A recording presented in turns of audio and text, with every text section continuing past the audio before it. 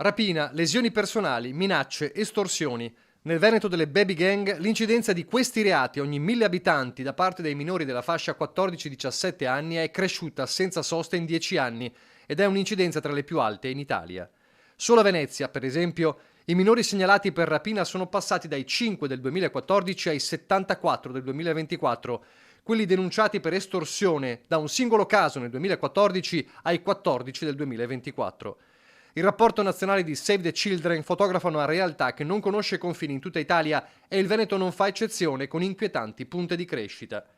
Ragazzini violenti, al tempo stesso armati di coltello e disarmati dal punto di vista emotivo e relazionale. È questa la doppia faccia del problema ad essere sottolineata nel rapporto. Ragazzi e ragazze spaventati da un mondo esterno che considerano pericoloso, imprevedibile, segnato da conflitti e violenze all'interno delle famiglie e nella società, con casi di autolesionismo e tentati suicidi e in alcuni casi uso di sostanze e dipendenze. A preoccupare è la normalizzazione dell'uso del coltello, che a prescindere dalle motivazioni espone i ragazzi più che in passato a rischio di andare incontro a un'escalation di violenza. Molti adolescenti raccontano infatti che girare armati può farli sentire più protetti o rispettati, ma allo stesso tempo questa dinamica rischia di alimentare quello che nel rapporto viene definito un cortocircuito della paura. Un cortocircuito alimentato dai social.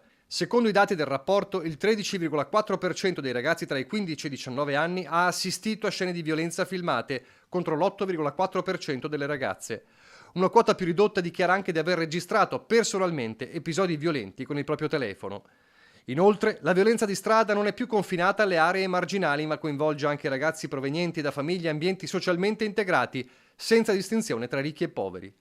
Di fronte a una piaga che sembra impossibile da rimarginare, il rapporto di Save the Children sottolinea la necessità di superare il modello unicamente punitivo stile decreto Caivano, ma di andare a monte, una soluzione che la Regione ha deciso di adottare fin da subito. Delle politiche legate alla prevenzione e quindi tutto ciò che va a significare anche un'attività legata alle famiglie, ai genitori, un potenziamento rispetto a questo e soprattutto anche quella fruizione degli spazi dei ragazzi che va a mettersi a sistema anche con delle iniziative anche a livello dello sport che a livello nazionale stanno per essere promosse. Serve naturalmente la comunità educante che è fatta e costituita naturalmente da tutti gli attori della rete, il terzo settore, i comuni, il volontariato, le parrocchie e naturalmente le scuole che diventano fondamentali assieme alle famiglie per creare questo tipo di intervento.